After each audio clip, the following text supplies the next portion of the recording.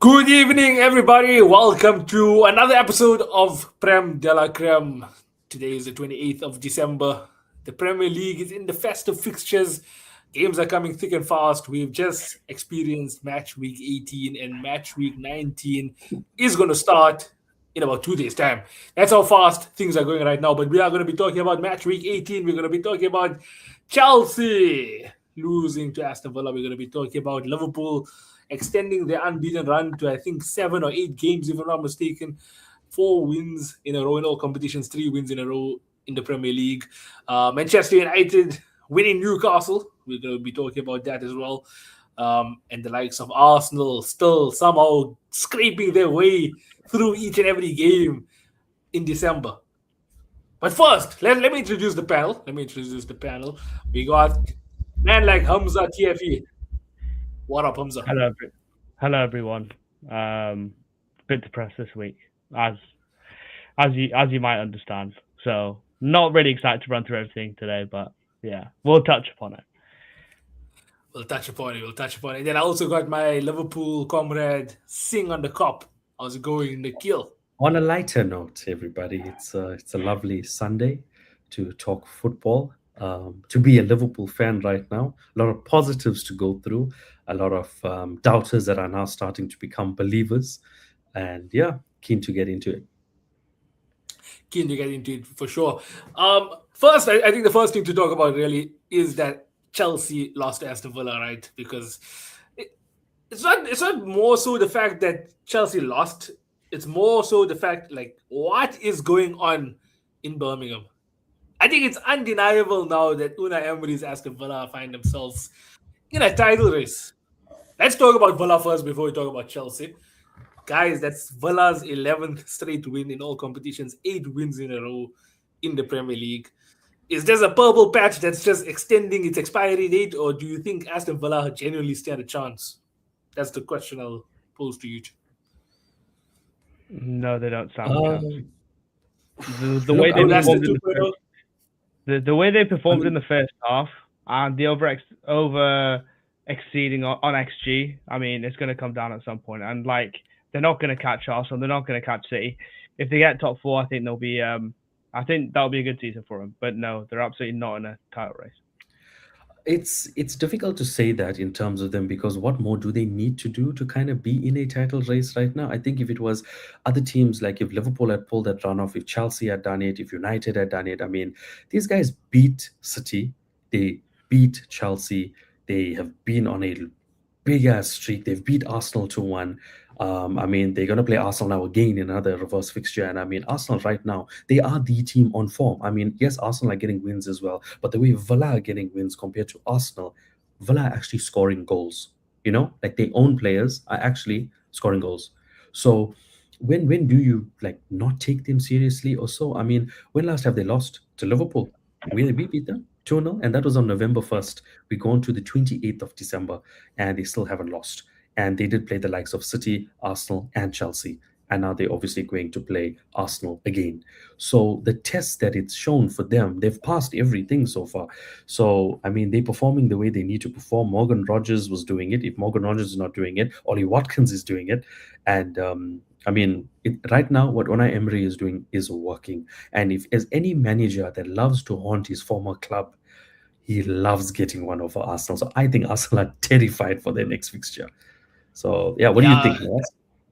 Aston Villa obviously is versing Arsenal, next. And I think if there is any game Villa fans and Villa players are not scared for, is that one. Because if you look at the past seasons, they've always given the game to Arsenal. You also mentioned that Aston Villa's run of form continued now after losing to Liverpool, which let's not Yep. forget before they lost to Liverpool, also they were on a not unbeaten run, a winning streak also. If I'm not mistaken, it was 6 games winning streak. Lost to Yeah. Liverpool, now 11 games. So These Aston Villa is guys, on some run of form. bro, and don't forget, in the Europa League, they are tied for first place because all top three teams are on 15 points. So these guys are doing it in the domestic competition and in the Premier League right now. It's a wow factor with what's happening with them. I mean, I think, and might be wrong that they didn't start the season that grand, but No, where they they were the are last now, team in the score a top goal, five to score a league goal, to to score. score a goal. Yeah. Yeah. So I mean, yeah, they first at the moment with Leon and FC something that are all on 15 points at the moment. So they are doing it on both ends. You can't just say they're just doing it in the Premier League. And what's happening right now is working. Unai Emery has found a system that's continuing, and somehow they're winning. Maybe they sometimes might not play the greatest or whatever, but I mean, they've kept a clean sheet against Man City. They beat Chelsea. They beat Arsenal. They're going for it again. I mean, right now they're one of the hottest teams on form with consistency, and that's what happens in the Premier League. You know that Liverpool know what it's like to go on a long winning streak before when we won the league. City, you know how to go on a crazy winning streak, 14, 15 games, and take the league from people like Liverpool. Villa are now going on such a win streak that people kind of forgot how bad they started the season, because in the Premier League, if you just have consistency, you never know where you can end up on the log. And right now, they're just a couple points off the top. 100%, 100%. Let's ask Hamza a question, right? Because Villa, they have won more points from losing positions than any side in the Premier League this season. But you can argue that Maresca's team shouldn't have really let them back into the contest. Even Ollie Watkins said it was a tactical masterclass that helped them win this game. So, what is your perspective, Hamza, from a Chelsea fan point of view? Yeah, I mean, it wasn't a great day in the office, was it? First 45, even first 6 minutes, we absolutely dominated them from start to finish. Well, start to 60 minutes, right? Cucurella was all over. Rogers couldn't get a sniff. Marlon, I don't even know if he was playing that game. Reece James are incredible as well. Like everything that they had, they stifled, and we even stifled John McGinn. Enzo and John McGinn was like a great battle that Enzo won for the first 60 minutes. The last 80 minutes, however, that's a problem, right? Watkins gets like a deflection BS goal, but like those sort of things happen. But the header is incredible. The header is a really, really good header, right? Benoit Badiashile should not be losing the ball there. But if Maresca didn't change the centre backs every single game and create this sort of instability, would this happen? Probably not. Who knows, right? First half, Garnacho and Neto was okay. Garnacho offered pretty much nothing up against Cash, and the one time he did do something, Cash got yellow carded, which means he's out of the Arsenal game, and I think that's going to be a huge loss for Aston Villa. But yeah, like there was simple passes that like there was one where Enzo, I believe, passed it to Neto too far in front of him, so it went out rather than passing it to Palmer. If I see Palmer in the 10 again, he shouldn't be playing in the 10. He should be playing in that right inside space, right? Because in the 10 it's too crowded, and the wingers can't take advantage of the space that we have, right? So yeah, I mean, the one thing I can say for Maresca is, why would you take off Cucurella? Cucurella was an amazing defender. He had Rodgers on lock. Why would you take him off for Malo Gusto? And then Delap, I mean, the less said about that man, the better. And Palmer playing in the 10 is a problem. But the real problem, to be honest, man, was in August, right? When Levi Colwill got injured and Maresca's crying out for new centre-backs, our directors say, we spent 1.2 billion, that's your lot. When you actually need something, we're not going to give it to you. But if we find some random Donny from Ecuador or some random Donny from Bolivia who's like 90 plus potential on Football Manager, we'll drop 20 mil on him, right? This season has become corrupted because of the sporting director, and this is just a result of what happened in August and July time, you know. So yeah, we spent half the summer just chasing Alejandro Garnacho when we know we're going to get him. We spend all the time on that rather than on a centre back, which is something that we actually needed, and that's why every game is Chalobah Fofana, Chalobah Badiashile, Chalobah bloody Tosin, you know. And then, man, it's just this instability, this rockiness was always going to happen. But yeah, I don't blame Maresca too much because, as I said, Aston Villa are a good side, but we should have got the second goal when we had the chance. You know, when we're on top, we should have got the goal. I mean, to be honest, that's a penalty for me and Maatsen, right? When he handles the ball to stop Neto shooting, that's a penalty every day of the week, right? But it doesn't get given. But off the back of that, we didn't play well enough to stop Villa from doing what they did, you know? So on the balance of things, I think we should have gone 2-0 up. We go 2-0 up, we dominate them, we win the game, right? But this is what happens in the Premier League. But yeah, man, the sporting directors killed us. And to be honest, I'm getting to the point now where they've probably killed us for a long period of time. You know, because of what they've done. Yes, in the long term we might get results, but for the right now, like their whole thing is win the Premier League in 26-27. If you're asking me honestly, Hamza, do you think you'll win the league 26-27? that is, I wouldn't be able to say confidently yes, to be honest. Not because of the other teams. I think we have a chance because the other teams aren't as good as they should be. But man, like, you really just got to trust the process, to be honest. Like at this point, what's in that game? I've tossed and turned overnight, like what I was gonna say today, but I was just like, these sport directors, man, they killed us. They absolutely killed us. So, how much of Chelsea's current situation would you put the blame on Maresca? Because even the EMEA in the chat is saying Maresca seems tactically naive. Yeah, I mean, it's so weird because like weeks ago we are talking about beating Barcelona, beating PSG, beating Liverpool, and having these tactical masterclasses. But then on the back of that, on the other hand, you've got those tactical masterclasses and looking after Reece James, so he's played more now than he has in the last 5 years, right? So that's like a positive in Maresca. And obviously we won the Club World Cup and Conference League and all that sort of stuff, top four when people didn't think we were going to get it, you know? Like we have all that stuff there. Then on the other hand, it's like, has he managed? It's so difficult for him because he has to manage this massively inflated squad with young players where Chelsea fans want them to get results now, and if we lose one game, it's a crisis. But then also have the presence of mind of going, they're young players, we need to help them mature. So Maresca's kind of in an impossible position, and when he's earned what he's earned, right, he hasn't been given what he needs to be given. Like, I know he loves wingers, but we needed a centre back to replace Levi Colwill because that guy was going on to be probably one of the best 2 or 3 centre backs in the league, and then he does his ACL, you know. As when you lose that level of quality, of course this is going to happen, you know. But yeah, that was it was tough. It was tough, man, and I just think that's a confirmation. Obviously, if Chelsea fans around the world didn't believe it before, we're not winning the league. You know, I don't mean to surprise anybody, but we're not winning the league. I thought that was going to be one of those games, and we dominated them, but we just couldn't put the ball in the net because we didn't create enough clear-cut chances. Yeah, there was a stat here I wanted to highlight also. So obviously, Chelsea in the first half compared to the second half, like two different teams. You would have watched the game, you would have probably picked up on that, right? Chelsea had 71% possession in the first half and registered 1.93 expected goals. But then in the 59th minute, when Unai Emery did his triple substitution, then all of a sudden, 9 shots for Villa, 8 on target, 2 goals, 56% possession to your 44. They say that triple substitution is what really changed the game. Why is that? Yeah, I mean, Emery made the right substitutions. Maresca probably made the wrong ones. You know, like Rodgers, Semenyo. I know Rodgers didn't come off, but not Semenyo. Rodgers, Marlon were doing absolutely jack all. We had them on absolute lock. You know, then we take it's the Cucurella one. Like I know Delap's not very good, but it's the Cucurella decision. I'm just like, come on, man! Like just leave him on the pitch because he's dominating Rodgers. Right? They're getting nothing, and then afterwards they were able to put everything through the middle. You know, and I know Benoit Badiashile hasn't played much, and maybe that's a point of like poor squad planning that this guy doesn't get much opportunities when there's so much rotation. But it's like, it's demoralizing. But then also you got to think of it as like we dominated the most informed team in Europe, right?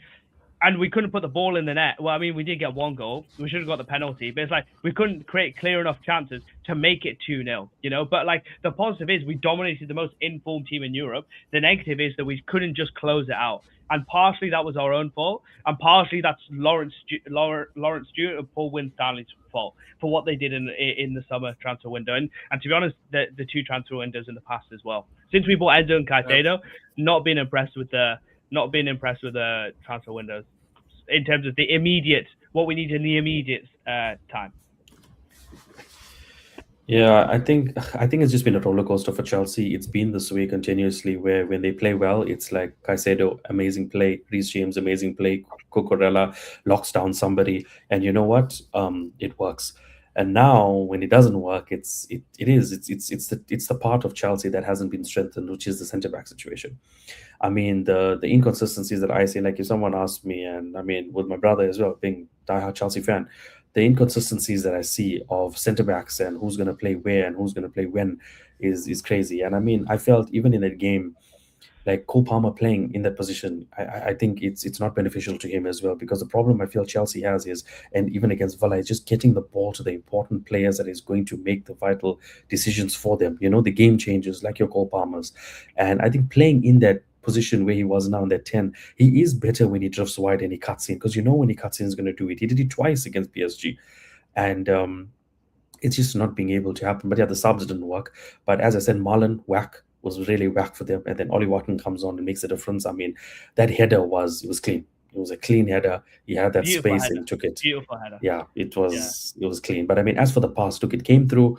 He controlled it well. I mean, many players could have spilled that ball, shot wide, shot into the player. He took his chance. He was clinical off the bench. And yeah, as I said, the golden rule in football, you don't take your chances, it's gonna come back. We didn't even create that many chances, to be honest, bro. Like, we just didn't create that many chances. And the thing about Palmer is, especially against Villa, where they play 4 in midfield, like, you're obviously going to get crowded out. And to be honest, I thought that was one of Boubacar Kamara's worst games I've seen in a Villa shirt. I'm very, very high on the Kamara train. That was one of the worst games I've seen him play. McGinn, that was one of the worst games I've seen him play, especially for the first 60, 65 minutes, right? And it's like, you dominated that them. one tackle, when they smashed the ball across the goal, and I think Garnacho was waiting to tap that in. McGinn made that challenge, which could have changed everything. But that ball should have been further ahead. I'll be honest, like, I love Palmer. That ball should have been further ahead of it shouldn't be, because it was kind of coming in line with Garnacho rather than it in front of him. And I know it was a good stop from McGinn, and Palmer's putting it in an area, but it's like, even then, like, you've got to expect Palmer to put that even further ahead. You know, I know it was a good run back, and I know Nick Dunn said they only give Esteban a mere 50 minutes. Why buy him? I mean, first of all, don't be so sort of like short-termist. He's literally an 18-year-old from Brazil. The last game that he played, right, on the back of all his good performances, was Leeds, where he was absolutely shocking. I love Esteban. I think he's going to turn into a great player. He was shocking. He kicked out at a defender, wasn't able to create anything. And this was only 3 games ago, right? And we're talking about Salah being on the subs bench. Esteban was not Salah. He's not proved anything just yet, you know? And I have faith in Maresca to kind of handle that sort of wing position and handle the sort of Esteban progression of his career and stuff. Bro, Leeds was, what, maybe 4 games ago, if I remember correctly. That performance against Leeds was absolutely shocking, you know? So if Maresca told him, yo, we're going to train you properly and you're going to ride bench for a bit, he deserves to ride bench. So when you say why buy him, I mean, bro, he was not bought for us to win the league now. He was born to be the world beater in years to come, you know? So I trust Maresca in that sense, but I kind of believe he's been given an impossible job in that sense. There was a comment there from some official Uzi in the chat. I don't know who this guy, right? He said, world champions Chelsea are level on points with not very good Manchester United. Anything to say to this commenter? I mean, your peak, bro, Uzi, is our, like, trough. You know, I was saying this to my boy the other day. Chelsea can play terrible and have terrible results, right? But that puts us in that big pack between 5 to 10. It doesn't take us out that pack. Like, if you lose your next 2 games, Uzi, you're out that pack completely, right? But if we lose even our next 2 games, right, or get the game that we've just lost and the next game, if we lose these 2 games, we're still in that pack, right? So us at our worst is you at your best.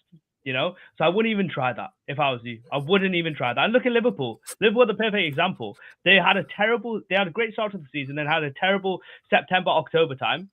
They found solutions. He's worked some problems out, and quietly within 7 games, in less than a month, basically, they're back to being in the top 4 after being floundering at 8th, 9th position. I don't know how we lost, by the way. Uzi, calm your grill, bro. Because you're too shook to come live today, yeah? Because you knew I was going to give you a piece. But yeah, we can move on from Chelsea. I think Chelsea, it's like, if you have to summarize it, it's almost like Enzo Maresca has almost proven himself as a good knockout competition manager. But in terms of having the stamina throughout the whole league campaign, he seems to have these moments where he drops off and comes back, and it drops off and comes back. Now he's just obviously down, and he'll probably come back. He basically had won the league at Leicester, and then the last 10 to 12 games, like, I'm pretty sure their form table was like, he was like 12th or something in the league. So he does have these troughs, but it's peak because it's like, you have sporting directors that don't listen to what you say because you're just another cog in the machine. You've proven that you deserve that sort of like leverage from the board. You don't get given it, and you get given this massive squad that basically from last year has changed hugely, and you're expected to stay stable. It's a Chelsea-wide problem rather than a Maresca problem. But because he's one guy, it's easiest for us to kick him out rather than to kick anyone else out. Yeah. Yeah. No, I hear that. I hear that. But yeah, no, any closing remarks on Chelsea? Uh, I think for them, it's this inconsistency is going to continue until they have a better transfer market. I think that it doesn't matter how good Caicedo can be, or Enzo can be, or Palmer can be, or João Pedro here and there. I mean, at the end of the day, I think that unless they sort the backline out, it's not going to help. And I mean, Reece James, okay, brilliant. Yes, he's played the most that he's played in 5 years. He's now playing in the midfield as well. He's doing it brilliantly, but you can't only rely on him to have amazing performances, to track back, to go But forward, to one thing come I'd back, say, to Nikhil, score a worldy free kick. You know? one thing I'd say, Nikhil, is that our defense, we got the second most clean sheets in the league, right? So it's like the numbers don't say that our defense is that bad, really, but it's just like in these moments when we need these swing games, right? We need a consistent lineup that's proven to work, right? For us, like we have some of the best players in the position in the world, right? Even, right? But because you don't have these consistency within the team, because we're a young squad, and because there's been elements that have been kind of like what's the word, like mistreated, especially the centre back position. That's why this happens. Like a big shout out to Robert Sanchez, man, because a year ago he was the reason why I was so confident Chelsea would never, ever look at the league. And now what's being put in front of him isn't competent enough for him to do what he needs to do. You know, so shout out Robert Sanchez, man, because throughout this whole period it could have been way worse if it wasn't for him. Like he made some big saves yesterday. That is true. And I want to make a big point about Robert Sanchez because it's like you give him so much stick. Even I was hating on him so much for like basically a year and a half, bro. When he's playing like a top 5, top 10 keeper in the world, give him his flowers, man, because he deserves it. But yeah, I just hope we sort all this out in the immediate term because it's teams fall away really quickly. Look at Tottenham; they were really good for years, and then they just fell away completely. Right? Look at this Arsenal team. If they don't win the league now, that team will fall away. It'll probably get broken up a bit. You know, so you've got to strike while the iron's hot. While Caicedo is one of the best midfielders in the world, while Palmer's one of the best attacking midfielders in the world, whilst Cucurella and Reece James are like moving towards their prime, we need to really start taking this seriously because we can dominate English football because we have the quality there. But if we make the wrong decision, we continue making the same decisions we've been doing over the last 2, 3, 4 years since this ownership has come in, it's never going to happen, you know? And this is just like another example of like a reality check. It is another reality check as to why that wouldn't happen if things continue the way they are. Yeah, I think obviously Cole will. For like, I strongly believe that like him going is the reason why I was struggling a bit this season. I think y'all would have been the Aston Villa, maybe even stronger than this Aston Villa in terms of being that. Okay, it's Arsenal and City's title race, but Chelsea's in that conversation. I think y'all would have been the Villa, but yeah, because y'all do need stability in the back, and I feel like obviously losing Cole didn't allow that to happen now. Yeah, because I think y'all do just need that one guy in the back line that's almost like that Caicedo in midfield of Palmer in the attack because y'all do have a world-class player in attack. Y'all do have a world-class player in midfield. You'll just need that world-class player in that centre-back position because that's what basically has allowed Arsenal to be title challengers. Having that like Chalobah and Fofana, I honestly think is fine. But I don't know why I don't know if Fofana was injured or what, but it's like Chalobah and Fofana as a centre-back pairing is fine. I think you can easily become like a solid Champions League team, solid third or even second in the Premier League with those two centre backs, with everyone else around them, you know. But it's just like this inconsistency in form, this inconsistency in injuries, the inconsistency within the whole team. Apart from Garnacho and Neto, who seemingly have those two wings on lock, it's just I don't know, man. It's just confusing, super confusing. Yeah. That's Chelsea. That's been Chelsea. Confusing. Yeah. But yeah, we'll move on. We'll move on from Chelsea. Let's just touch on Tottenham just for a second because obviously Spurs isn't Tristan isn't here. Yeah, man like Tristan ain't here, but Tottenham did win Crystal Palace away. That's an impressive win. Yeah. Archie Gray's first senior goal was enough to earn Tottenham their first 1-0 win over Crystal Palace. Yeah. Yeah, I don't know if you guys saw the game. Apparently, Mickey van der Ven also got man of the match there. So, looked like Spurs were solid defensively. Yeah, and it's crazy for Spurs because, I mean, looking at their team now, Javi Simons suspended, Solanke is still injured, Bissouma gone, Pape Sarr gone. Sarr used to be like, their main man in midfield. Bissouma playing in and out for them continuously. And I mean, for Palace, I think it affected them more with losing Sarr. I think like not having Sarr there, Liverpool fans know really well what he does. It's crazy, but it is the history of the Tottenham. I mean, they play the way they played against us and the way they have been Yeah, playing. But now against Crystal Palace, and I mean, okay, Crystal Palace have fallen off a bit. Clean sheet, Mickey Van der Ven now. They're not, ending people's almost seasons and playing in a filthy type of way. But yeah, it's the history of the Spurs playing the way they're playing. And I mean, they got the win. They got a clean sheet. It surprises me a little bit as well because I really would have thought that with their defense, Mateta or even Pino would have maybe given them some problems. But to come away with, I didn't see that coming. For Spurs, I didn't see that coming. For a 1-0 win and a clean I sheet. think Yeah. we need to talk about Mateta also. Like this guy, what happened to you? Where's he gone? No He's Eze, missing. bro. No Eze, no party. Genuine. Ever Yeah, since it's he's gone to it's Arsenal, been this a bit guy quiet. terrible. Yeah, it's been a bit quiet. It's been a bit quiet. I think his last goal was against United, and I think that was in the end of November. From November, he hasn't scored a goal. Um, from end of November, no goal. Scored against United, and that was it. And I mean, I think they made attacking that with Sa not being there also really affects them, as I said. But yeah, I mean, Spurs they win, they get their dub, and with a clean sheet, I'm just really really surprised with that. And right now they move into I think 11th or something, 11th or 12th on the log. Everything is so Mhm. congested there at the moment. It's crazy. I mean, you've got 11th place and 8th to 11th are basically 26, 25 points, which is wild. Yeah, yeah, no, it's crazy. From one nil game to another, the first game and only game actually on Boxing Day, it was Manchester United versus Newcastle. I think man like Hamza will have a few things to say here because he is also a Newcastle rep there. Unlikely goal scorer, Patrick Dorgu gets the winner. Beautiful goal, Actually, man of the match by the way. performance also. Unlikely triple captain on a freaking FPL. You Who triple does captain that? it. No, Oh, but someone triple captain. at FPL, somebody triple captain Dogu. What do they know that we don't know? There's always that one guy, mate. There's always that one guy. Bro, who triple captains Dogu? Who? Yeah. It was Bro, his first goal also for the Red Devils, I think. If I'm not It was a mistaken. I don't think he finish scored and a a goal. half. that was just wild, bro. That was just wild. And I mean, Tom like, Savada, by the way, in the last 3 weeks has got Messi, an own goal and an own assist, right? literally, But bro. obviously against Chelsea, in between those two BS Fugazi performances, he gets 2 goals. Yeah? Yeah, he gets I'm two not goals. over that. I'm not over that.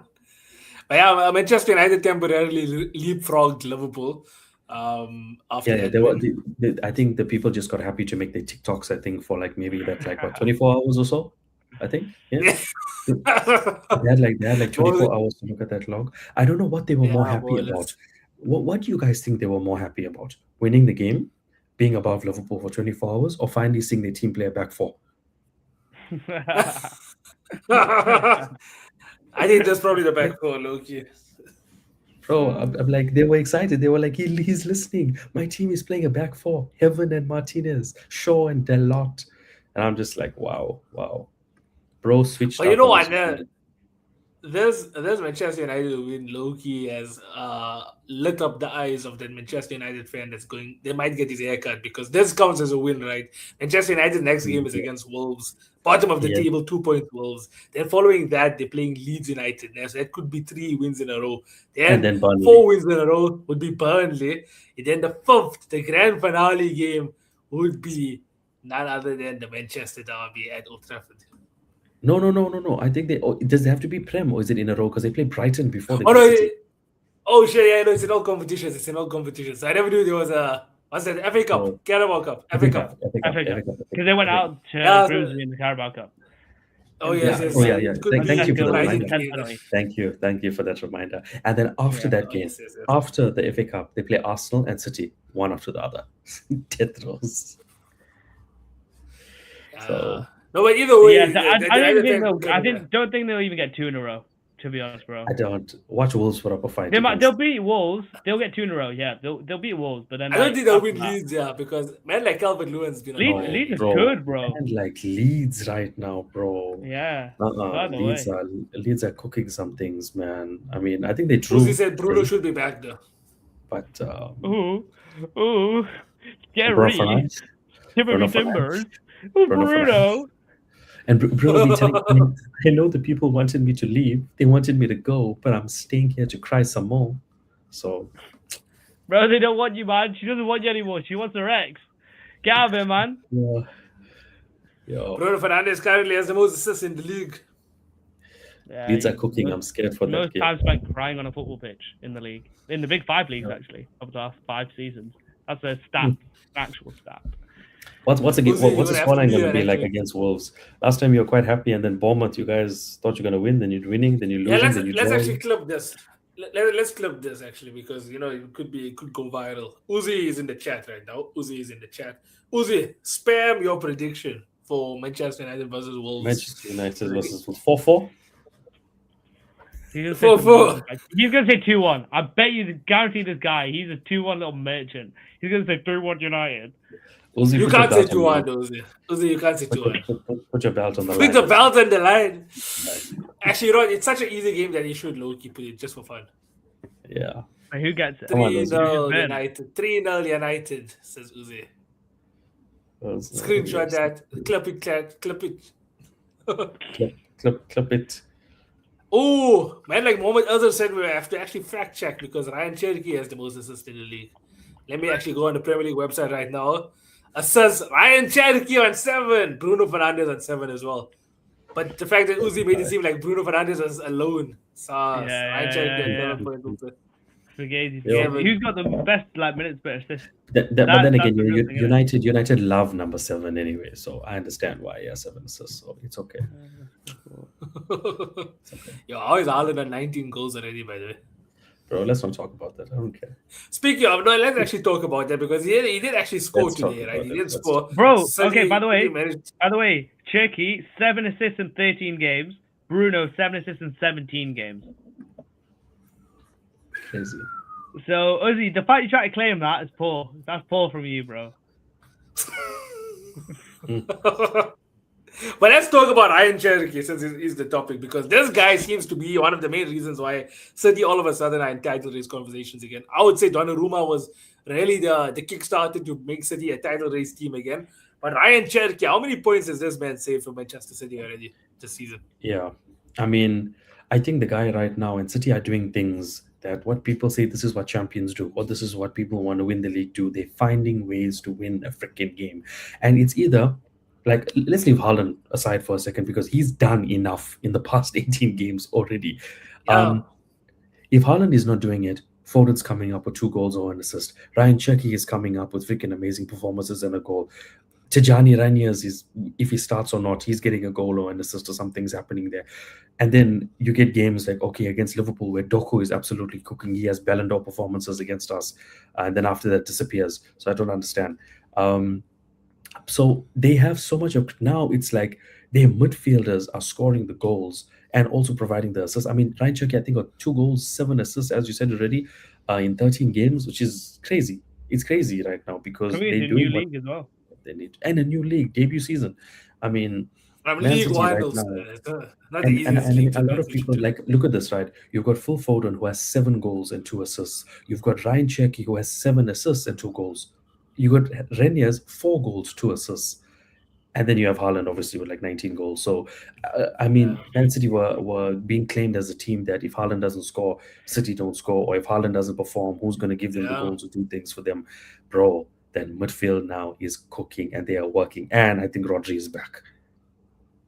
Yeah, Rodri was back also in the squad, yeah. So it's a scary time because you got, like, the title leaders, getting goals from other places apart from their own team, and then you got the challengers on second place that are just scoring everywhere right now.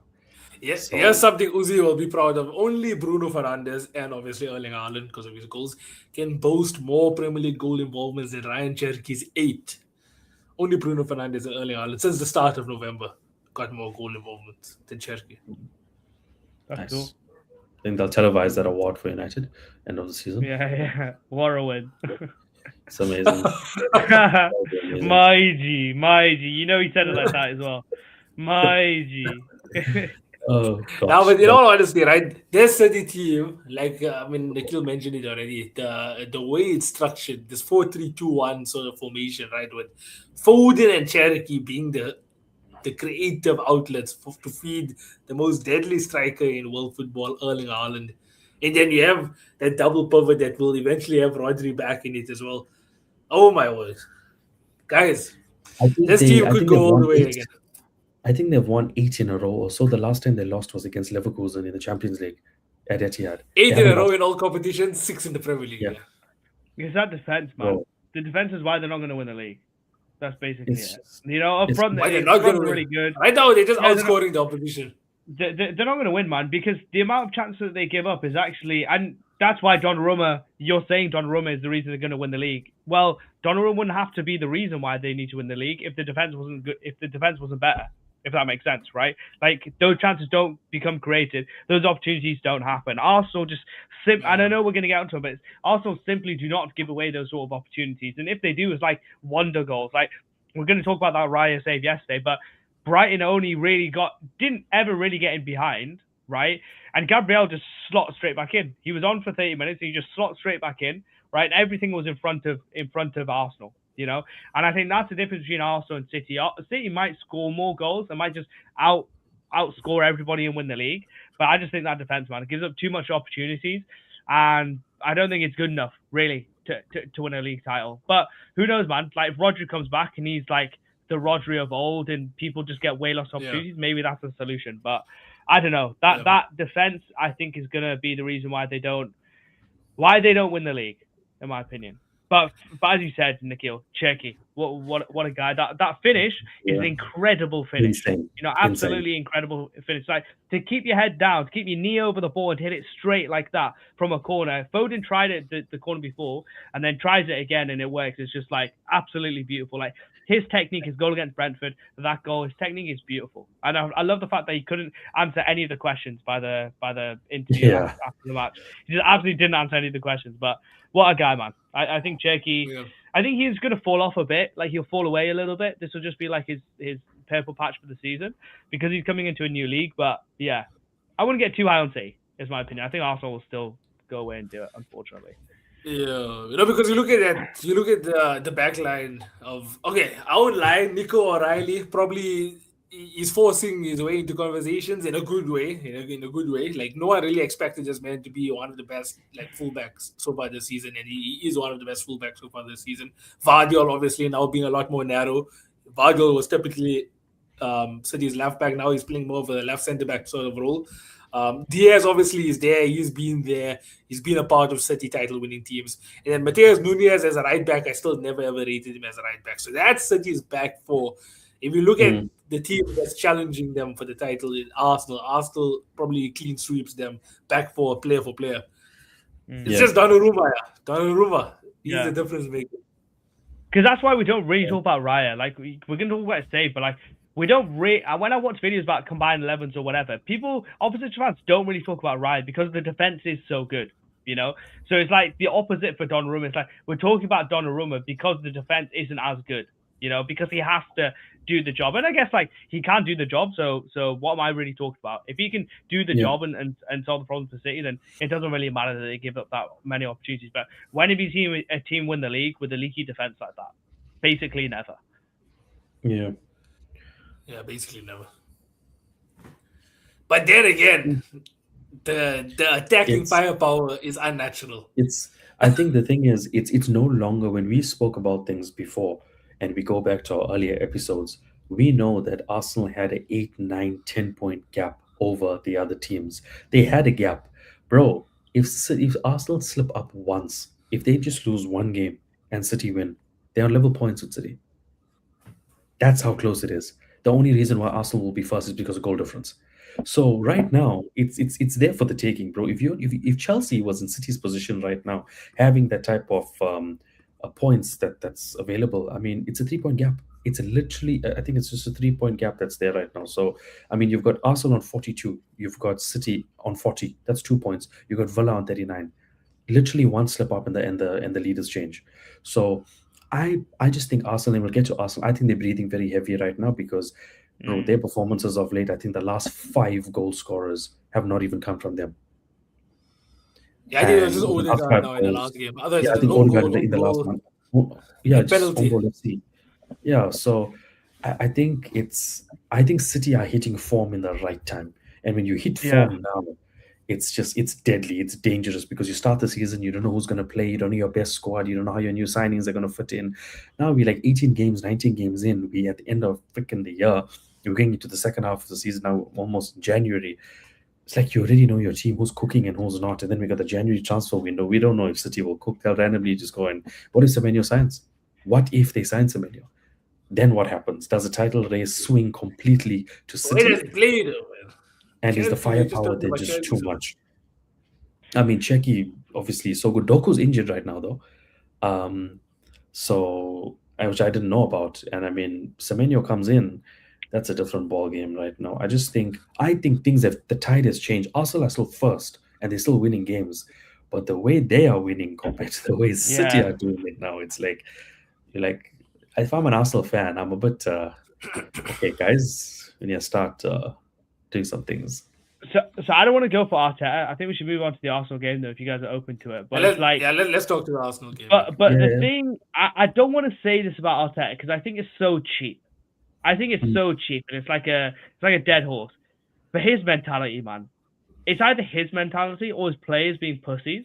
Where it's like, I'm not sure you can win a league like that, you know, because Gokeres, 85th minute. This is what I saw against Brighton. 85th minute, right? They were defending really well. Arsenal against Brighton. Martinelli's running to the corner flag. Yeah. 85th minute in a Premier League game, not a knockout game, not like a final, nothing like that, right? In a Premier League game, in the 85th minute, he runs to the corner flag and tries to hold the ball up there. And I was thinking, if that's coming from you, what the hell are you doing? You've only just come on. But if that's coming from Arteta, you cannot behave like that in December. You can't. I've said this last week. I said it the week before. Yeah. I say it continually. I know I said the City won't win the league, but I feel like the only way they win the league is if Arsenal mess up, and this is how Arsenal mess up by trying to do all this like bakwas in December. You don't behave like this in December. You they're killing teams. They're killing teams. I think Arsenal are looking at the outside world and the outside audience, and they're thinking to themselves, "Oh, we're known for defensively being like this and seeing games out and things." That they just, I don't know, they're adapting to it now. If they're taking the lead, all they care about is the win, no matter how, no matter what they need to do, no matter how disgusting or boring or pussy it is, bro. They are doing it, and I'm not gonna lie, I don't like watching Arsenal play football. I don't like when they freaking play with a proper Gokeres up front as well. I feel like it's just boring because he can't do jack. He can't play football. He actually can't play football. I'm sorry. People had a lot cannot play football. I'll say it now. They thought they were signing Haaland, but and I'm going to find the chat where I spoke to my bro. Darwin Núñez is a way better player than Gokeres will ever be in the Premier League. Darwin Núñez will have more important moments and pivotal and better goals for Liverpool, even though he's left, than Gokeres. People went crazy when Gokeres scored that amazing goal against Leeds, and at that time Leeds were ass compared to how they are now. But Arsenal fans right now, when they see Gokeres starting, they're not happy. They'd rather have Marino as their striker than Gokeres. They were saying Jesus, Havertz, and then Gyökeres. Like they were literally like, I was speaking to so many Arsenal fans, and even you get all the Arsenal fans online also. They literally prefer Jesus first. Jesus win fit. Yeah. Like they rather have Jesus. These guys, and in FIFA terms, they can't play with a truck. They cannot play with a big stocky player. It's just not working for them. The guy is just getting bullied. Why the hell did they not just go for Isak? Like the last player that was a good stocky player that worked for Arsenal was Olivier Giroud. He was the last player that was a stocky. Well, Aubameyang as well. Well, Aubameyang as well. But Aubameyang. Yeah, I know what you mean. I know what you mean. The fit, the profile is similar, but it's like. That's what this summer, it blew my mind. Obviously, Chelsea went for Delap. I didn't think Delap was good enough, to be honest. And then we got Delap. You lot got Isak and Ekitike. Arsenal got Gyökeres. United got Sesko. I can't remember if there's one more. But it's like the season they needed strikers. Arsenal, look at it like this, objectively. Arsenal, realistically, are the second best team in the league, if not the best over the last 3 years, right? Cumulatively, obviously, they didn't win anything. Yeah. Great defense, great midfield, great attack, whatever. They create a lot of chances. And the only thing anyone ever says about them is mentality and striker. This is where the mentality is a problem, because your mentality should be, we have come second so many times. I'm sick of this. Let me go get the best striker in class, right? Forget about profile. Forget about what this will do for my... Get the best striker in class, because this is the only problem that I have, right? And you should be calling up Eddie Howe. You should be calling up Amanda Staveley and be like, hello, we want Isak, we're taking him now, right? Kind of how Liverpool did for Isak in the end. Why the hell? I know Gyökeres got the good Muller Trophy and scored goals. This is a mentality problem, and maybe it's more than Arteta, because the mentality should be, we're the best team in the league. Let's slap our you-know-what on the table and go, Isak, yeah, I know you just scored against us to knock out the Carabao Cup. You scored against us in the league as well.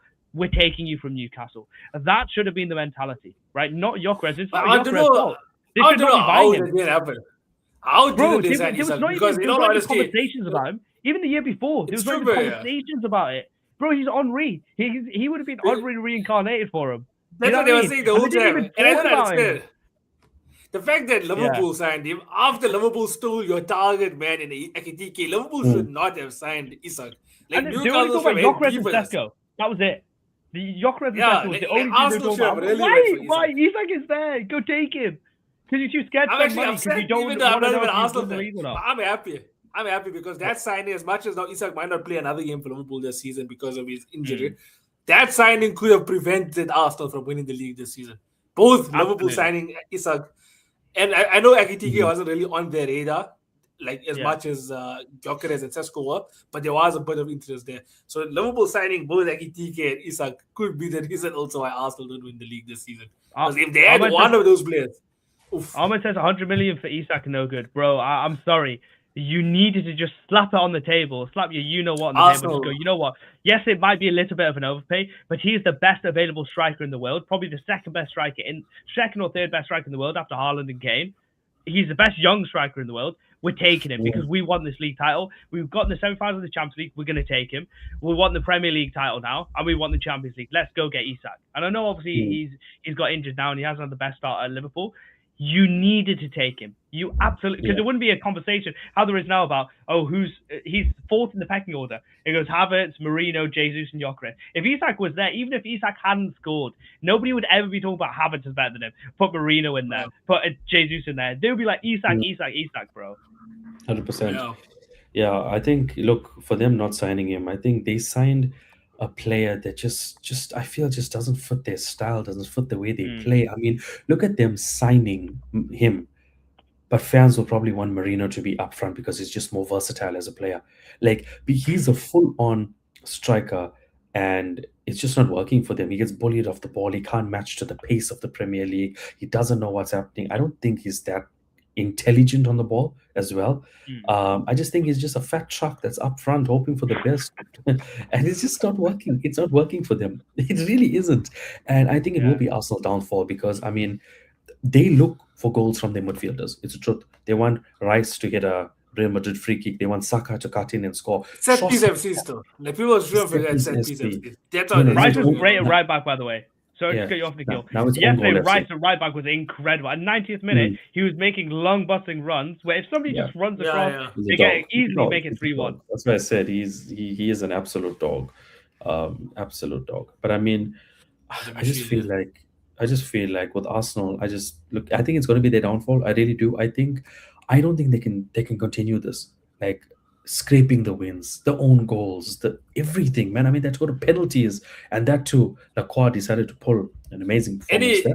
Any title race team, or any team that's gone on to win the league has always had an incredible December period. Even the ones that haven't won the league, like Liverpool, the 97 point, the 91 point, 92 point season. The December period is when you're supposed to be in your stride, momentum, playing good game.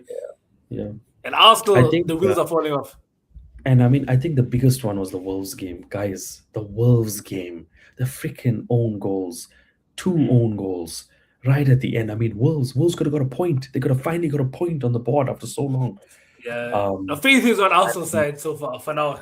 It has been. But anyway, let's move on from there. From Arsenal. Let's move on let's do Liverpool. Can just touch on Liverpool quick, and then we can do the predictions.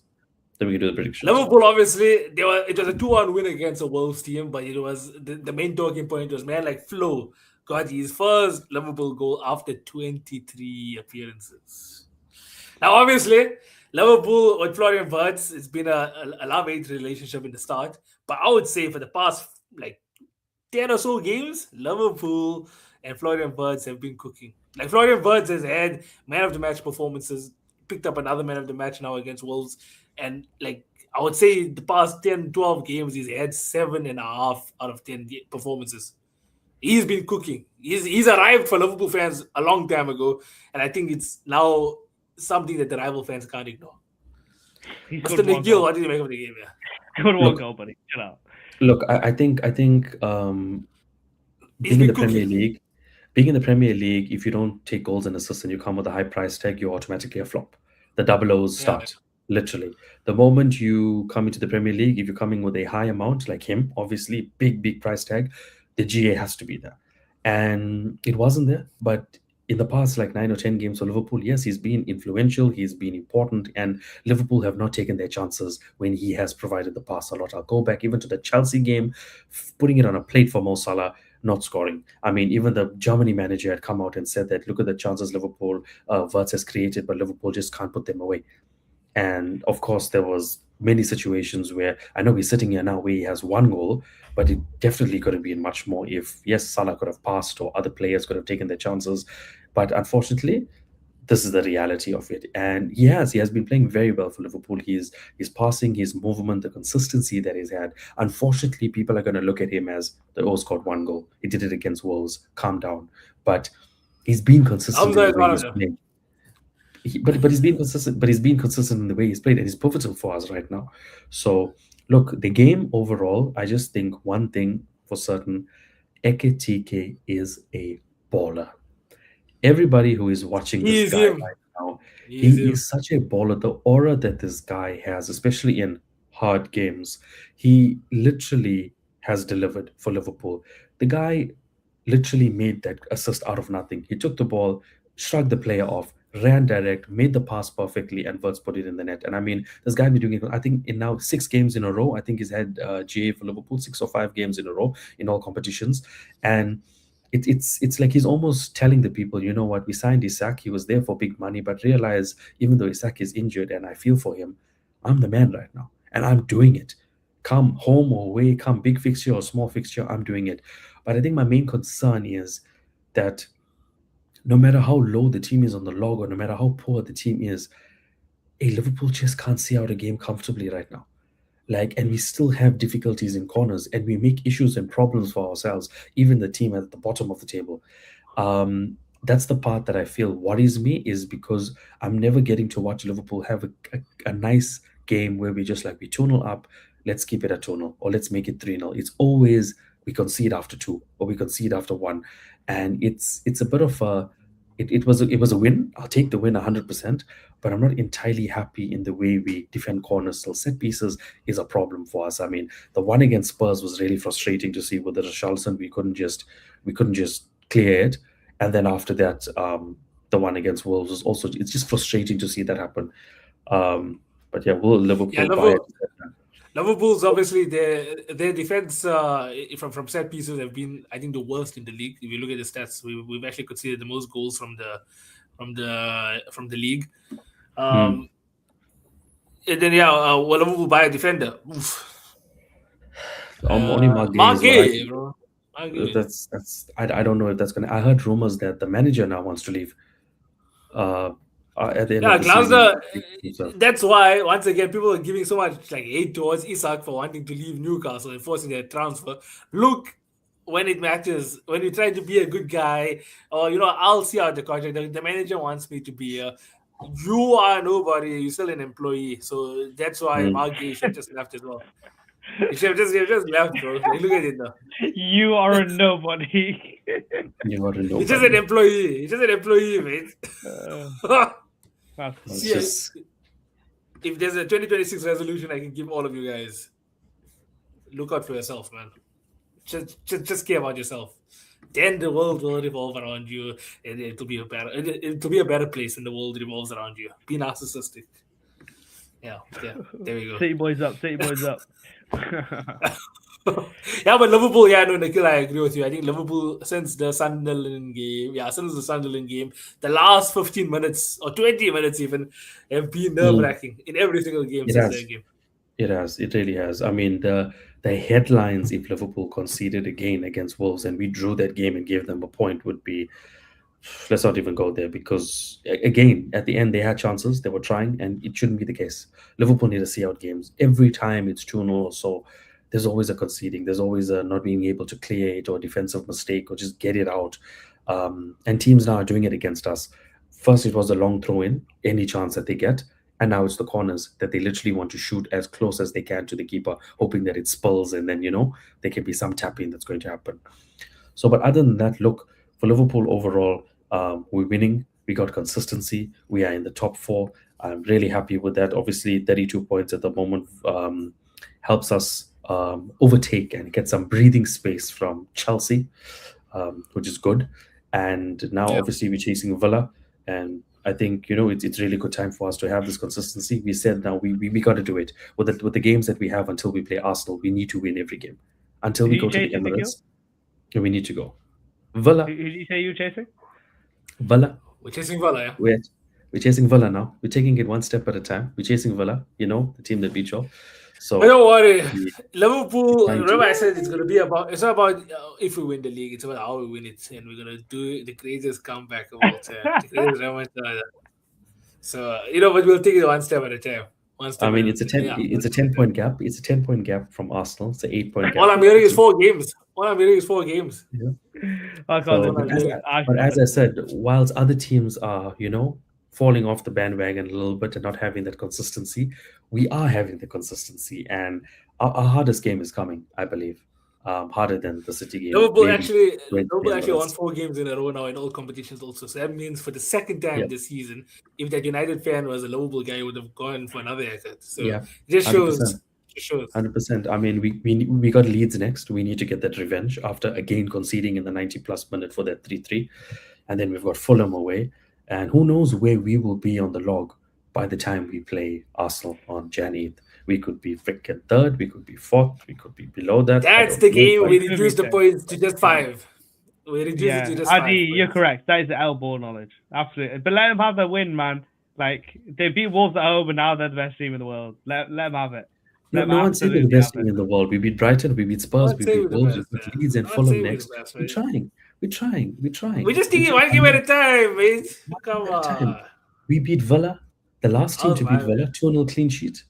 I mean, at the end of the day, we are where we are because of the consistency that we're having. Liverpool are finding ways to, at least when we are winning, we are scoring our own goals. Okay? We are scoring. At least. Say it, Warren yeah. Trophy. Say it like Warren it is. Trophy. We are scoring. We are scoring. We can put it next to our Premier League one we won last season. Yeah, we can, definitely. Oh, God. I think right now, the other thing that I'll touch on is Frimpong. Frimpong has really made a difference now. Again, I think it's 2 assists for him in a row. What Him have I coming told you in, also, Nikhil? What have I been telling you? I said the Slot minute this guy comes playing back for in, Frimpong. Slot has been Ah. waiting for Frimpong because he's wanting to play him. And I mean, look, he does give us, and I remember you posted this on your social medias about the Salah thing and, the way Liverpool are playing. I believe that it's more of a tactical thing right now than we're going to be just playing better without Salah, because I think in the situations that we're in right now with the 2-1s and Salah could be their difference maker. I know right now he's not on the greatest of form for us. He's busy doing other things with Egypt breaking our hearts, South African hearts, should I say. But Frimpong right now gives another dynamic than Salah, because Frimpong doesn't really play as a right back. But I was at freaking- goal also. The goal against Wolves now, Gravenberg goal. That was all from Yeah, I home. mean that should Dutch. The direct. Well, Gravenberch mean- finally turned up this season. It's What happening. do you mean, bro? That's like his first goal What do this you mean? season. Weren't you in the Finally turned stands? up. Weren't you in the stands at Newcastle Stadium when he scored against him? I don't know. He wasn't Oh, there. he's finally turned up. Damn, it's been like 3 months. Bloody I- hell. I thought he I'm was not he was sure. probably on sabbatical or something. I'm No, not but sure if he was one there. question I have for you. How's my man? Well, one question I have for you is you guys have been crying, absolutely crying, for Federico Chiesa to start a football match, right? Yes. I watched that Yeah. game. But I want to know what you guys think of Federico Chiesa starting games, and maybe question mark does Slot actually know what he's doing more than you guys? But he's not really a winger, is he? Like he should be more center. I think I think He it's should harsh. be playing more center. I think it's harsh. I think it's harsh to do that to Chiesa because I mean, when last has he started? Or has he started a Premier League game for Liverpool? I mean, he's been But I feeding thought off he was the scraps guy. to judge him, I but to thought he was judge the him guy. of one game. But to judge him of The one game. idea of starting No, he was Chiesa the is a lot guy. better than the Of reality. one game. Don't get me wrong. The idea of starting Maybe him was just a a lot sub better guy. than the reality. Maybe if he But defense, maybe just he's a sub good. guy. But you can't judge him after one start. Also, let him start again. Let him start Right. again. Like I think he needs to. Obviously, when he comes off the bench, right, it's a whole different circumstance. Like the ball needs to be a bit more direct. He needs to be a bit more pressing. He needs to be a bit more forward. Like now, in terms of building up the play and stuff, he's never had to really do that in the Liverpool shirt, has he? Like he's always had to come on and be chasing the game. So that's why there's a bit of a different like situation for him to be I in. thought Slot was in the wrong for not starting him. I thought it was like that was your whole thing. No, don't get me wrong. He still had a Maybe good game. Slot- It's not like maybe Slot he never have a sees him every single stinker. day and goes, you know what? This guy's No, he probably never not have a very good right stinker. now. It's not like he had a stinker. He still had a I decent enough mean, game, obviously. there was some smelly poo-poo smells coming from Liverpool, but I wonder that might be something else. I don't think Asa had a stinker. It's still too harsh. I think it's definitely too harsh to be able to do it off one game. I mean, look at Chelsea. Chelsea, for instance, they've had such bus loads of players that's come in and out of your squad. Sometimes you don't even know who's going to be left. And I mean, at the end of the day, you imagine. I'm not crying for any of them to start. You guys were crying. You're like, he's the answer to our problems. Oh my god, my life would be solved if Slot just let Chiesa start. He let Chiesa start. I'm not disregarding. Never started with him. We thought he was going to start you. He should have started. Okay, there's gonna be absolutely perfect for that to happen. Right, gotcha. I mean, he still deserves it's like more. you said, like Cole Palmer should have played. Even Jamie Bino Gittins blew away Wolves. You're telling me Chiesa starting couldn't do anything against Wolves? Gotcha, man. Cool. I think it's too harsh. Like Nikhil said, also it's too harsh. Chiesa, obviously. Too harsh. One game. No, but my point is not that. Like, yeah, it's one game. My point is, can you guys maybe take a step back and go, you know what? We're happy. We're not complaining that he started. There's a reason why he doesn't that he started. Because he sees him every single week. Because when you guys were losing, it was, Chiesa's not starting. Why is he not starting Chiesa? Maybe Arnie Slot knows what he's doing, and you guys should just chill the hell out, have a nice drink, and watch the Liverpool games. You know? Because he knows what he's doing better than you do. No. I think it's a decent enough game. I think if he magically Chiesa starts the next game, gets a goal or does something, then what? Then we look at Slot and be like, maybe you should be playing him. No, but it's definitely not going to happen. He's probably never starting again because Slot's gone. You know what, Liverpool fans, this is what he does when he starts. I won't even lie. You know what's the only reason he started? Think it up again. The only reason he started also is because Soboslai had a suspension, Salah has an AFCON, and Isak broke his leg. Like those three things that happen for Chiesa to start. Maybe Slot knows what he's doing. Maybe the guy who won you the Premier League the second time, with the guy you said Slot out to, Noaz, which is shameless, yeah? The guy you said Slot out to, yeah, now you're slotted. But when you needed to help you with Slot out, yeah? When you needed you slot when he was in the dumpster, I was like, you pushing him down. When Witt's in the dump, you're pushing him down. You're like, 007, yeah? Like, I'm not going to lie, though. Not going to lie, bro. To be fair, it's hard to say he's actually been doing an incredible job now, also, even though we've been in this unbeaten run. He's still a bit shaky, okay? So if anything... He won you the league. He's literally the only guy in 30 years. Nikhil has been on this earth for centuries, yeah? He's only seen two guys win Liverpool the league. Yeah, he's one of them. And after two poor months, you're like, get him off the Liverpool bench, bro. Come on, man.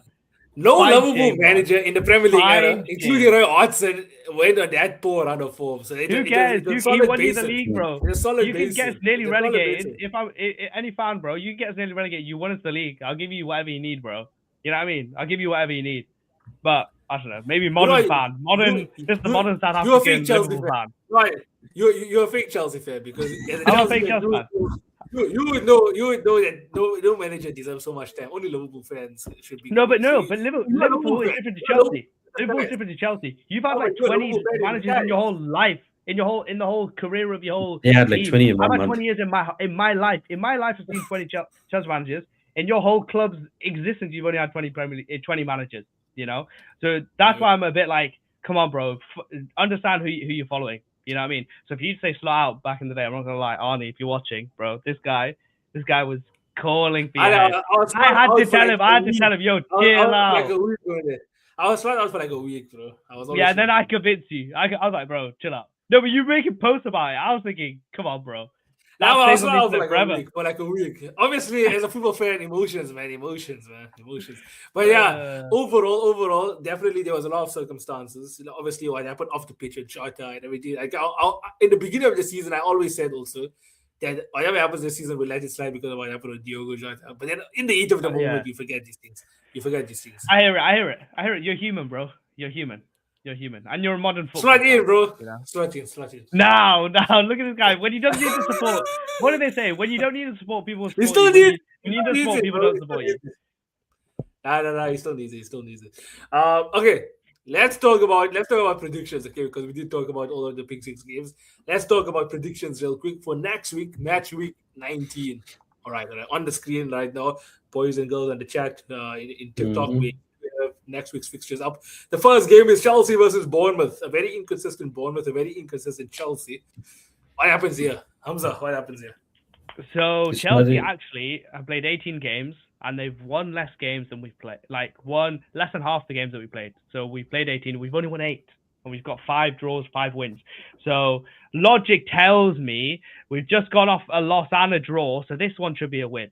So I'm going to go. And Semenyo wants his future sorted by the 1st of January. We play this on the 30th of December. Hopefully sorted by then. So I'm going to go, yo, Mohamed Azhar, you are not a nice person. Yeah, first of all.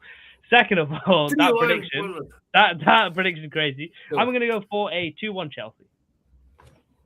2-1 Chelsea. Naeem also Play says this 1-1. So no one give me a Chelsea win in the chat so far. Nikhil?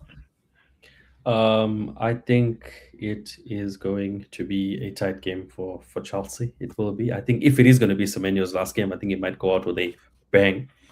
So yeah, I think it's a draw. I think it's a draw at the bridge. I think 1-1.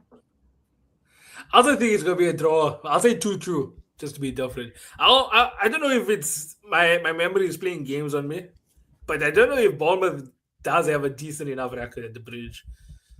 They don't. I feel like they show I think the only time that they beat us was in the first season they came up. But they've got a good record at the Vitality. But at Stamford Bridge, I think the last time they beat us was in 2015-16 when Glenn Murray scored 2, if I remember correctly. Glenn Murray also. Okay, no, I'll keep a draw then, 2-2. Yeah. All right. The next Big Six game is going to be the Unai Emery derby. This is a big one. This could be leapfrog. Oh no, I don't think they'll leapfrog them because I think Arsenal still have a much better, superior goal difference or something. I can't remember. I think they are probably better in goal difference. So this could be a game where Aston Villa, if they win, they'll go level on points with Arsenal. Can you see that happening? They did win them, I think, at the Emirates recently in recent times. No, did Watkins score a winner against them at the Emirates like 2 seasons ago? Yeah, it shook them. That's where they lost the league. Yeah. The thing is, I think for this game, whose centre backs are fit and who's not? Is Gabriel Saliba going to be? Gabriel played 30 minutes against Brighton, so I don't know if he'll be fit for the game. This game is coming very early also because this game is on Tuesday. This is a banger on this. I won't lie. Yeah, it is. I honestly see a draw. I think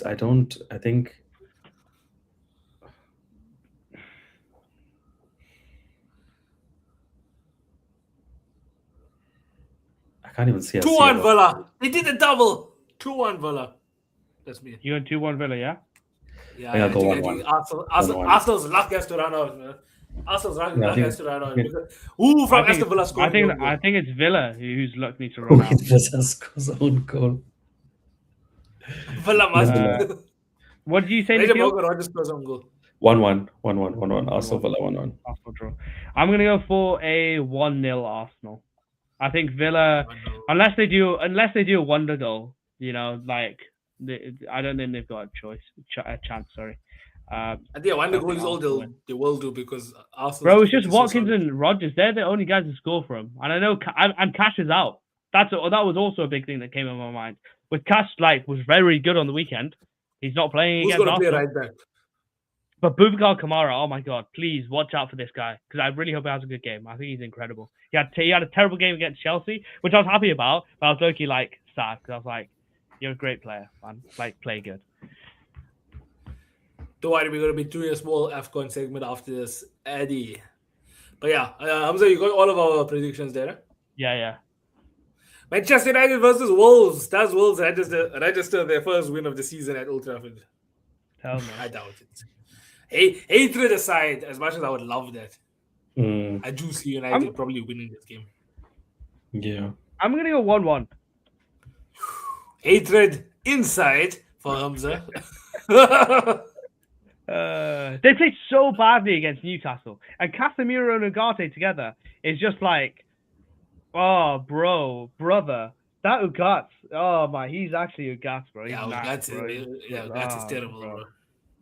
Oh, also the win, you know what? Sunday. Oh my word. I can't go for Wolves win. That's a bit far. But I would. Oh, I would love a Wolves win.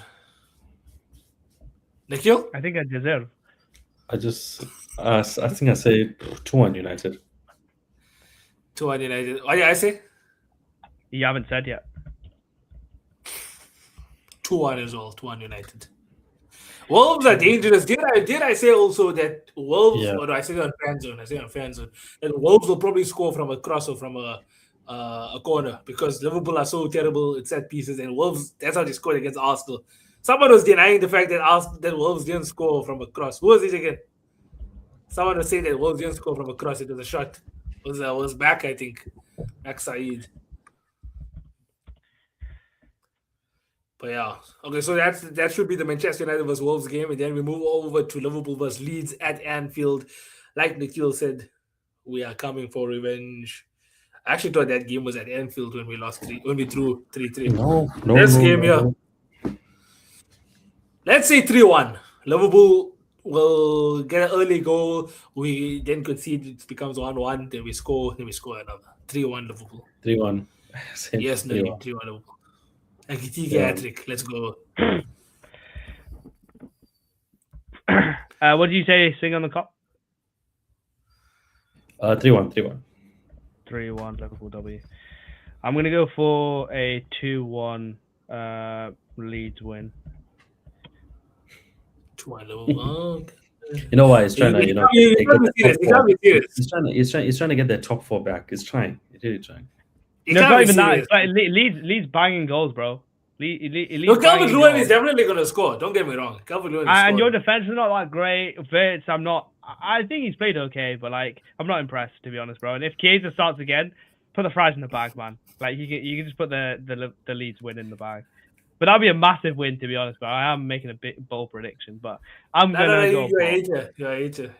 I'm a hater, bro. I just know ball in it. You were triggered that I called you a closet Liverpool fan. Now you're trying to prove it. You're overcompensating for the fact that I called you a closet Liverpool fan. Just remember. No, I like Liverpool. I do like Liverpool. I'll be honest. I do really like Liverpool.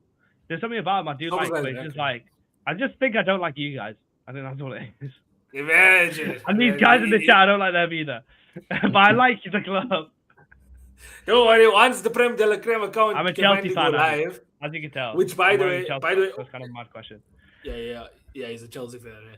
By the way, everyone that's in the chat here, make sure you do follow the Prem de la Creme pod account. So at Prem de la Creme pod, go follow that account because once we reach a specific amount of followers, we can go live directly from that account. So then I guess the chat will be a bit more neutral because if I'm not mistaken, chat, majority of you all are Liverpool fans, am I right? Probably. Okay, so Liverpool versus Leeds. When I said 3-1, Nikhil said 3-1. Man, like Hamza said, 2-1 Leeds. I said 2-1 Leeds. And by the way, Mohamed Azhar, I like Liverpool because I like the dark red color, and I like the 2007 kit where you had the Adidas with that like line, the white line. I like that. And like you guys, I literally asked for that kit today. I tried to get it today, and they didn't have stock. Yeah, that one. That would like count on the back. back or on GOG or something. I don't know. And I like Scousers, man. I'm a Jordan. The Scousers and Jordan are like pretty much the same. I know Chelsea had that beef with Liverpool, but that was like maybe a year before I started watching football, so I didn't really get involved in it. Chelsea versus Liverpool was actually quite like you know how we keep on winning y'all in cup finals now. Y'all used to do that to us back then. Yeah, bro, you were cheeks, innit? We were winning Premier League, you were winning bloody milk cups. You know what I mean? So now the tables are turned. Crazy. The kit we beat a lot in this. Yeah, I mean it was a Fugazi goal. It didn't even go over the line, but You know, I'm over it. 20 years later, I'm over it. I'm over it. I'm over it.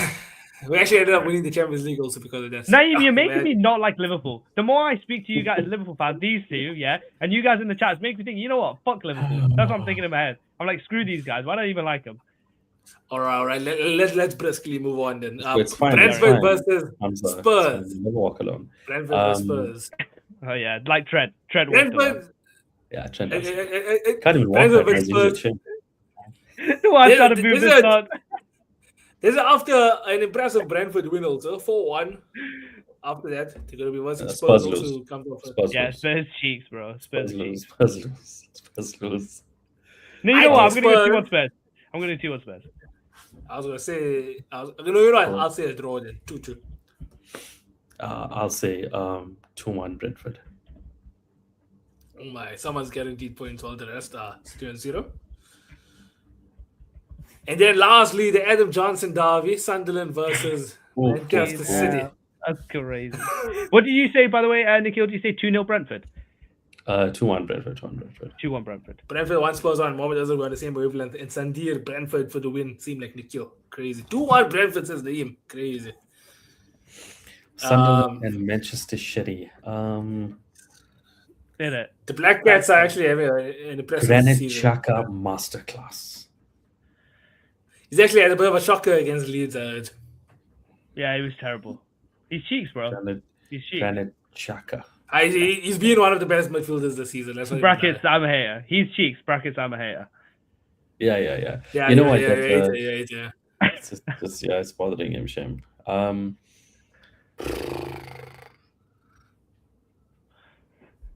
mean, I think City hit them like 3-1. I think City will be a tighter game than all of us think. Probably a 2-1. They're going to get like a last minute, 85th minute winner. 2-1 City. 2-1 City, yeah?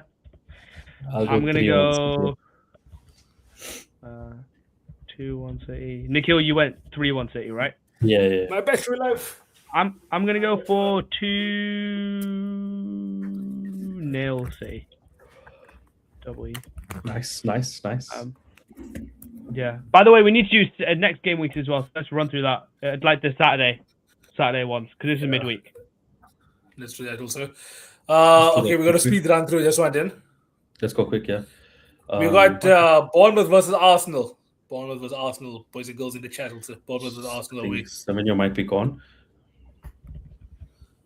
Where's your guy? Anfield. So By the way, this match week 20. This is match week 20, yeah. yeah, Jan 3rd. Transfer window is open. Transfer open, yeah. I think Mark Gay at Liverpool, yeah. Yeah, facts. I think Arsenal win. Arsenal probably win this one, yeah. 2-1. Say Arsenal 2-1, yeah. I'll say 2-0 Arsenal. 2-0 Arsenal. As much as I would love a 1-0 Bournemouth here, but 2-0 Arsenal. Nikhil went 2-1. You went Arsenal 2-0. Yeah, 2-1 Arsenal. And then I'm going to go for, what is it, Bournemouth away? Ooh, that's an interesting game. Yeah, I'm going to go for 1-0 Arsenal. Upper 5 kickoff, does that tickle anything in your body? Upper 5 kickoff? Unfortunately, it does not. Unfortunately, okay. Then we got Leeds United versus Manchester United. Leeds. Leeds can beat them, yeah. Leeds can beat them. Leeds will beat them. I've just seen the bottom of the screen. Oh. We will get to that. Okay. Guess you like that. I think Leeds United against Manchester United. Yeah, probably. 2-1. I'm assuming the African boys still won't be here, so that'll make it more difficult for Manchester United. So I think 2-1 I'll Leeds, say yeah. 1-1. 1-1 for me. I say Leeds beat them 2-1. So Nawaz went for 1-1 United draw, and then Nikhil went for 2-0 Leeds in the chat. 2-0 Leeds. Did you say 2-1? I think 2-1 Leeds? United. 2-0 Leeds in the chat. I'm also gonna go 2-1 Leeds. No, you know what? I'm gonna go 2-1 United. They do pretty well over there. So you're saying the streak continues. The streak continues. Shit. Yeah, that's true. Actually, I've said that. Yeah, I've said that. All right, No, you know what? You said- Screw that, bro.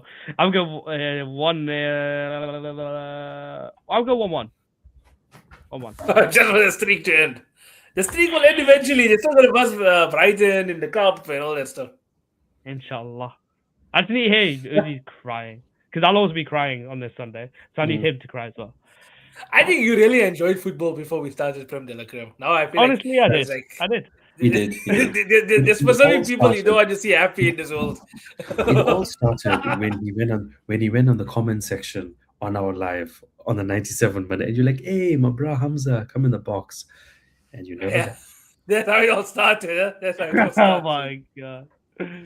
And now he hates football. Fulham versus Liverpool. I feel like we do struggle usually at the cottage, but we still walk away with a win. Yeah. 2-1 Liverpool. Still can't see clean sheets happening. Sorry. Eddie, Appreciate you, stop big bro. glazing. Addy, you know what it is? When people come into these lives, yeah, nobody ever says Noah's ball knowledge is crazy. Sing on the cop ball knowledge is crazy because they know TFP's ball knowledge is top tier. You get me? Rate you, Addy. You're my guy. Yeah, it just happens, you know. Okay. We keep quiet and let the kids talk as much as they can because just to let all their comments out there, you know. Us older guys. You know what it is? 90% of that is the accent, not what's coming out of the mouth. It's just the accent. Facts. Bro, Just that it sounds. insecurity. That sounds like insecurity. I can't lie. You're moving like Clever. Who's Clavicler? Just he's know, the guys. guy. He puts shoulder pads on his shoulders to make himself look big. He puts concealer under Guys, his just eyes. know. He's like insecure Elite ball- final boss. Yeah, but you guys like want elite ball knowledge from a guy who has breakfast for dinner. It's hectic. See, that accent is good though. Glaze. You want to have one? Nah, T, you're my guy, bro. You're my guy. Oh my god.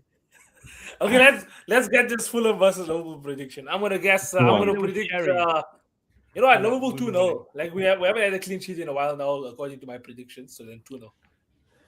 2-1 Liverpool. 2-1 Liverpool. Nikhil went for 2-1 Liverpool. And then what do you go for? Noah's ANT. 2-0 Liverpool. You're such a little Indian nerd with that computer. Adi, are you like friendly How old fire, are you, mate? by the way? You look like such a little nerd with you. With Just, the headphones and the wire going into your laptop, bro. Nerd. Adi, how old are you, Adi? Because I just It's checked literally your a computer problem. This guy also. I just want to know how old Adi is because the Naeem, glaze yeah, is we had- there for Noah's. Might be for the Naeem, we kid. did have a clean sheet against West Ham, but that would have been how many game weeks ago now? It would have been probably Bro. about 7-8 game weeks ago. I don't even I'm know. going to scab caller. Scab caller, Fuck, bro. Naeem, watch yourself.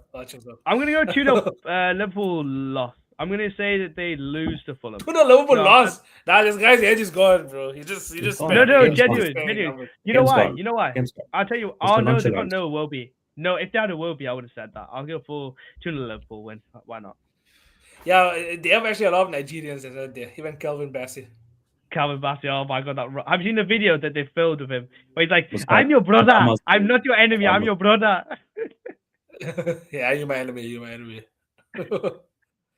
That's how I feel right now when you call me an Indian scammer, as if you're not Indian as well. Yeah, but you look like a nerd, bro. Imagine, I'm literally more built than you. Yeah, bro. How much can you Fuck bench? it. If you did a bench up with me, bro, you'd lose. I think I can bench 2 Hamzas in all honesty. Can you? How much can you bench?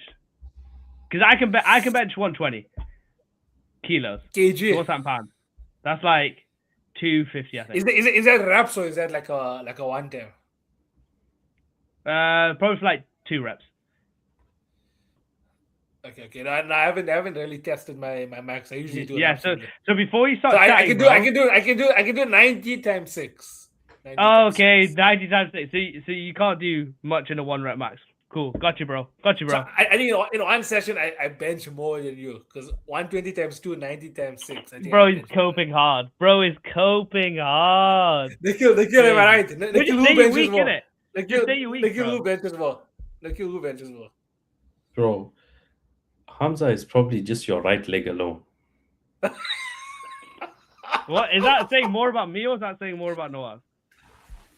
Bro, stand up. Give Adi a 360. Nah, Nawaz knows. He see me with my top off, bro. He knows it's serious. He knows it's serious. Yeah, he actually logged in today on StreamYard with his top off, as if I didn't notice. Did I? But like, yeah, no, I noticed.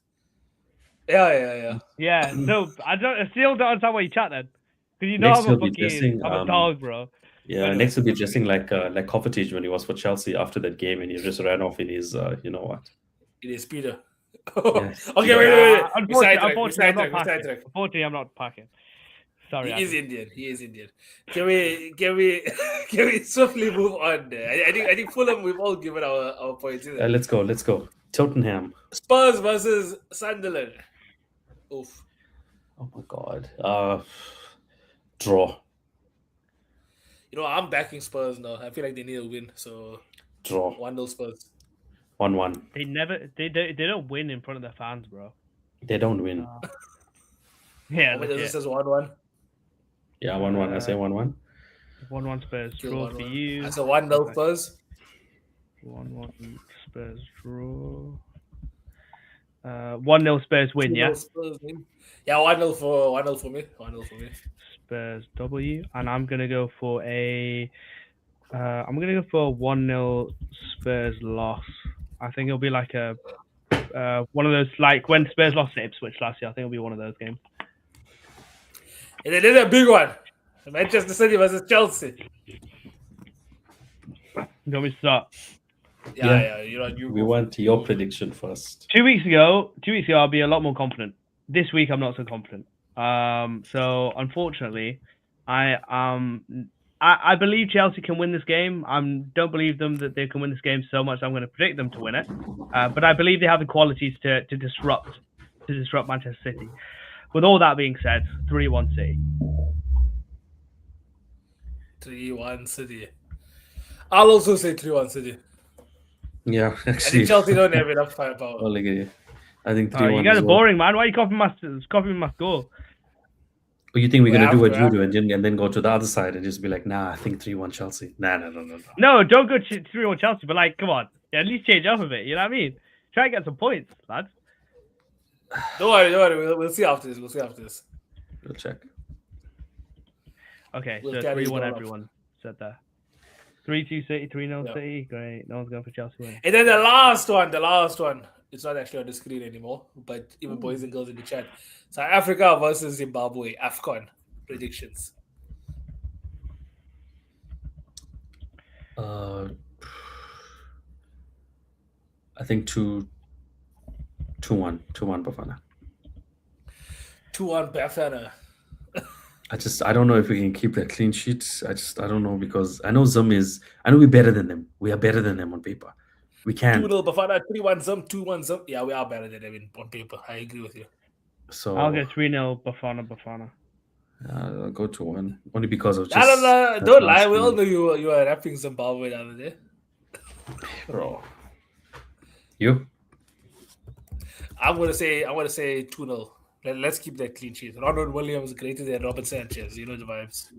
Adi, I said this as well. Last week they asked me who I think is going to win AFCON. I said Morocco. Me and you are tapped in, bro. I don't know who you are. I don't know where you're from, but we're tapped in. We'll see. We are tapped in. We'll see. That's the easy answer, man. Morocco to win it in Mbakazi the whole stage. Mbakazi masterclass. You guys love this Mbakazi guy, innit? Bro, he's better than I think if Chelsea had him in his backline, I think you would probably be title challengers if you let Mbakazi. Bro, I'm telling you, bro. Mbakazi, bro, he's that guy. Prime Mbakazi. Eddie from Erasmus. Oh my word. There's only South African. I was just saying, I'm from South Africa. What's your preferred front three for Liverpool? Mane, Salah, Firmino. Down. Tear comes down the eye. Hopefully we don't get scammed by the ref. I don't want to get. To be fair, what happened in that game? By the way, what the hell happened in that game? Because that's never a pen. It's North Africa, but South Africa all over again. And that was. Even Salah was like a bit like, oh, okay, I'll take the penalty. Crazy. Yeah, Salah probably wasn't even really like trying to get that penalty. But you know what? Yeah. Fair enough. Fair enough. Boys and girls, this was a good episode of Prem de la Creme. I think we've locked in our predictions. We've locked in a Yep. Bafana prediction in there as well. There's some good football to look forward to. It is the festive period. End of 2025, if I'm not mistaken, before the next game. Or am I lying there? No, 30th December. So we still have another game week before the end of 2025. So yeah, let's Yeah. hope our teams end 2025 off with a bang. And yeah, probably will see you guys next week Tuesday. Oh no, actually on Monday. We might see you guys tomorrow. Yeah. We're locked in for tomorrow. Tomorrow we'll do an episode of Prem de la Creme. It'll be one of those fun little episodes. So make sure you guys do come back. We will host it still here on the Corner Flag on TikTok Yeah. and on YouTube. So yeah, make sure you guys come back tomorrow around 8 p.m. for 9 p.m. Central African time. And then yeah, don't worry. 2025 was a good year in terms of testing out Prem de la Creme and stuff. 2026 is the year we're going to absolutely cook and we'll make things a lot more professional. So thanks so much for Yep. supporting us now during this We foundation. appreciate it, period. man. You're like investing early. Don't worry, we're going to be like crypto, like Bitcoin over here. So yeah, guys, signing off. Nikhil, Hamza, any last words? Naeem, to answer your Thanks, question, guys. 8 p.m. Central African time, 8 to 9 p.m. Central African time ish. Yeah. Yeah, no, really appreciate Right. all of you guys in the chat. We really appreciate you guys. See you guys again tomorrow. Okay. All right. Sharp. Take it easy, guys. See you guys. Yeah.